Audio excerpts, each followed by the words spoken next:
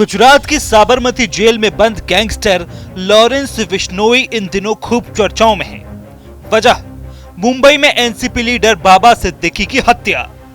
बाबा सिद्दीकी की हत्या का कारण सलमान खान से करीबी और सलमान खान को धमकी देने का कारण सलमान खान पर लगा ब्लैक बक के शिकार का आरोप। लॉरेंस बिश्नोई का कहना है कि सलमान खान ने काले हिरण को मारकर उनके समाज की आस्था का अपमान किया है, जिसकी वजह से वो एक्टर से बदला लेंगे।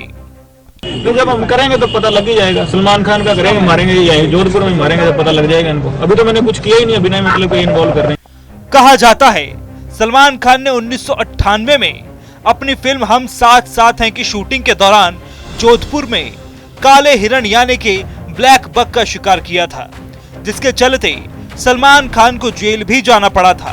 फिलहाल मामला कोर्ट में चल रहा है और लॉरेंस बिश्नोई इसी ब्लैक बक के शिकार के लिए सलमान खान को धमकी दे रहे हैं और वो उस मंदिर में जाके माफी मांगे जो उनके मारे गए ब्लैक बक के लिए बनाया गया है। अब जब ब्लैक बक, सलमान खान और लॉरेंस बिश्नोई सुर्खियों में हैं, तो हर कोई जानना चाहता है कि काले हिरण की कहानी। इसी को लेकर हाल ही में सोशल मीडिया इन्फ्लुएंसर और यूट्यूबर ध्रुव राठी ने काले हिरण के बारे में एक वीडियो बनाई, जिसमें उन्होंने अनिल बिश्नोई पर बताते हुए उन्हें काले हिरणों का वास्तविक रक्षक करार दिया। इसके बाद से ही सोशल मीडिया पर अनिल बिश्नोई ट्रेंड करने लगा। ऐसे में लोगों के बीच ये उत्सुकता पैदा हो गई कि आखिर अनिल कौन है और क्यों ध्रुव राठी ने अनिल के नाम पर लॉरेंस को आईना दिखाया है। 51 साल के अनिल बिश्नोई राजस्थान के हनुमानगढ़ जिले के रहने वाले हैं। उन्होंने पिछले 35 सालों में 10,000 से ज्यादा हिरणों की रक्षा करने का श्रेय जाता है। इस दौरान उन्होंने 300 से ज्यादा आरोपियों को गिरफ्तार करवाया है, जिन्होंने काले हिरण का शिकार किया है। उन्होंने काले हिरणों की रक्षा के लिए अभियान चलाया है। हालांकि ऐसा पहली बार नहीं है कि अनिल का नाम चर्चा में है, वो पहले भी कई बार चर्चाओं में रह चुके हैं। अनिल बिश्नोई करीब 50 पंचायतों में अपना प्रभाव रखते हैं और अक्सर लोगों को काले हिरण को लेकर जागरूक करते हैं। कहा जाता है कि इसकी शुरुआत साल 1990 में हुई थी, जब हनुमानगढ़ में जंगलों की कटाई और जंगली जानवरों की हत्या रोकने के लिए एक सम्मेलन बुलाया गया था। कॉलेज में पढ़ने वाला महज 17-18 साल का एक नौजवान भी यहाँ मौजूद था। सम्मेलन में जानवरों के शिकार पर चिंता जताई गई और उन लोगों को याद किया गया जिन्होंने अपनी जिंदगी काले हिरणों की रक्षा में लगा दी। नौजवान के दिल पर इस सम्मेलन में कही गई बातों का गहरा असर पड़ा और उसने काले हिरणों के शिकारियों के खिलाफ मुहिम छेड़ने का फैसला कर लिया।